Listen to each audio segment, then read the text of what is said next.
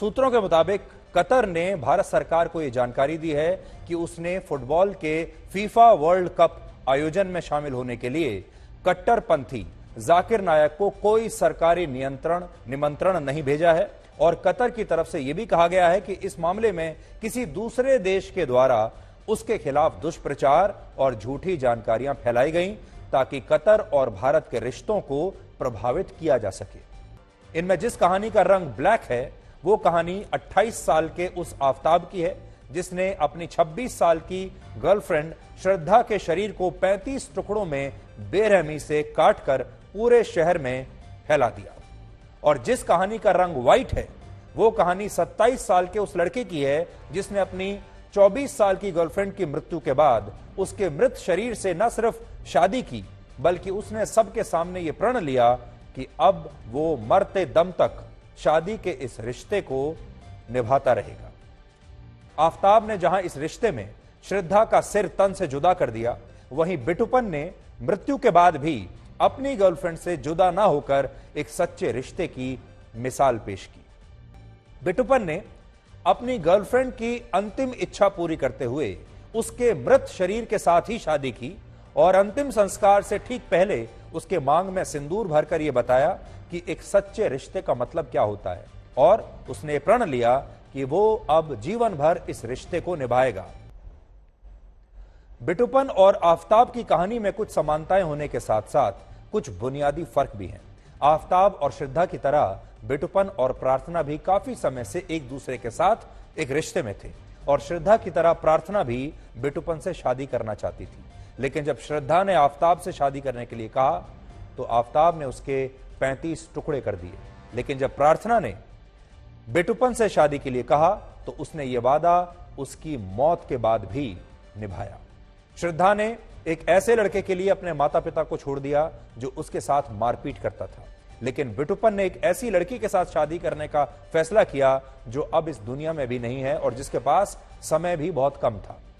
आफताब श्रद्धा की लाश के 35 टुकड़े करने के बाद भी ऑनलाइन डेटिंग एप्स पर दूसरी लड़कियों के साथ संपर्क में था।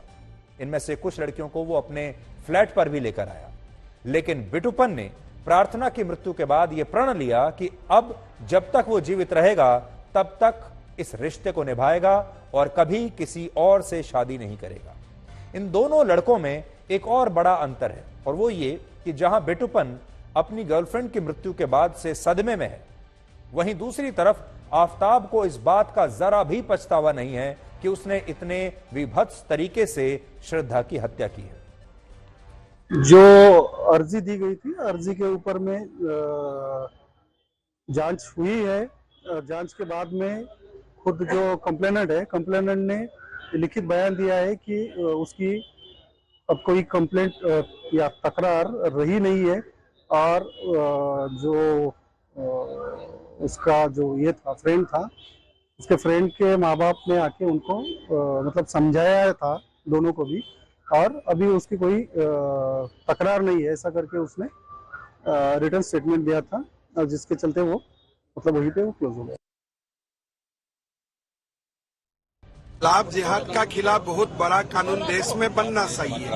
तो ये आफताब श्रद्धा का जो कांड हुआ, इस कांड से ये दोबारा प्रूव हुआ है कि देश को लाभ जिहाद का खिलाफ बहुत कड़ा कानून का जरूरत है। आप हिंदू कम्युनिटी को कह रहे बच के रहिए। हिंदू तो ये देश का धरोहर है, ये देश ही तो हिंदू का है। मैं हिंदू को अपीज करने का क्या जरूरत है?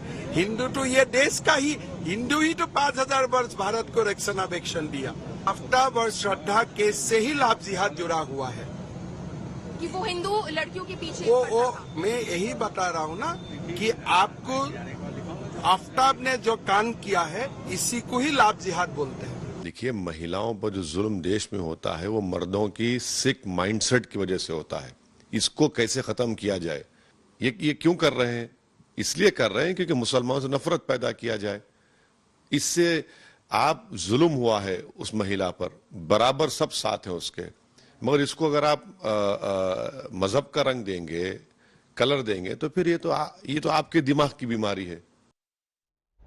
आज असम के मुख्यमंत्री हेमंत बिस्वा शर्मा ने राहुल गांधी की तुलना इराक के पूर्व राष्ट्रपति और तानाशाह सद्दाम हुसैन से कर दी। उन्होंने कहा कि राहुल गांधी ने आजकल जिस तरह से अपनी दाढ़ी बढ़ाकर रखी है उससे वो बिल्कुल सद्दाम हुसैन की तरह दिखने लगे हैं। और आप भी आज राहुल गांधी और सद्दाम हुसैन की तस्वीरें खुद देख लीजिए और खुद तय कर लीजिए कि क्या राहुल गांधी वाकई इस समय सद्दाम हुसैन जैसे दिखने लगे हैं। और फिर यह भी सोचिए कि यह बयान हेमंत बिस्वा शर्मा ने आखिर क्यों दिया होगा।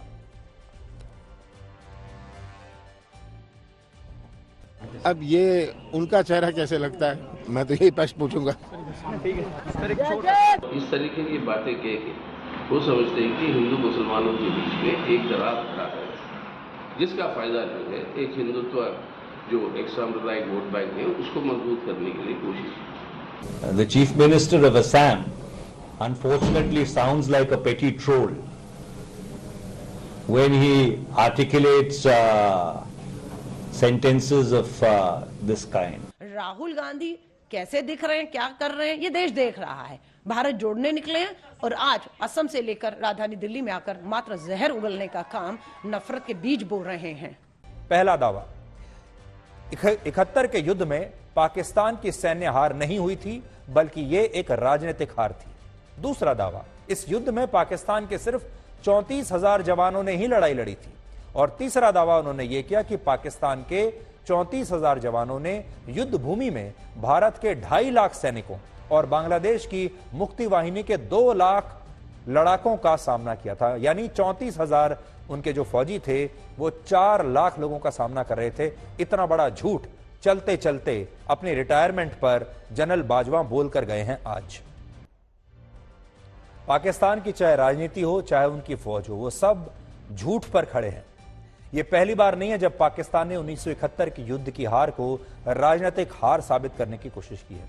इससे पहले भी पाकिस्तान ऐसा कर चुका है, लेकिन आज हम पाकिस्तान को और जनरल बाजवा को इस युद्ध का सच बताना चाहते हैं जो कि इतिहास की किताबों में लिखा हुआ है, दस्तावेजों में। 1971 का युद्ध एक ऐसा युद्ध था जिसमें भारतीय जवानों की वीरता ने दुनिया का नक्शा बदल दिया था। उस समय भारतीय सेना के पराक्रम से एक नए देश बांग्लादेश का जन्म हुआ था और पाकिस्तान 2 हिस्सों में टूट गया था। 13 दिनों तक चला यह युद्ध पाकिस्तान के 93,000 सैनिकों के सरेंडर के साथ, आत्मसमर्पण के साथ खत्म हुआ था। और यह बात दुनिया जानती है, तस्वीरें आप देख लीजिए। उस समय पाकिस्तान के lieutenant general Amir Abdullah Khan Niazi ने इंस्ट्रूमेंट ऑफ सरेंडर पर हस्ताक्षर किए थे और वो इंस्ट्रूमेंट ऑफ सरेंडर इस समय आपकी स्क्रीन पर है, मैं भी अपने साथ लेकर आया हूं। देखिए, ये वो इंस्ट्रूमेंट ऑफ सरेंडर है जिस पर हस्ताक्षर किए जा रहे हैं अभी, और उसी की कॉपी इस समय मेरे हाथ में है। यहां पर इसी दस्तावेज पर ये हस्ताक्षर हो रहे हैं।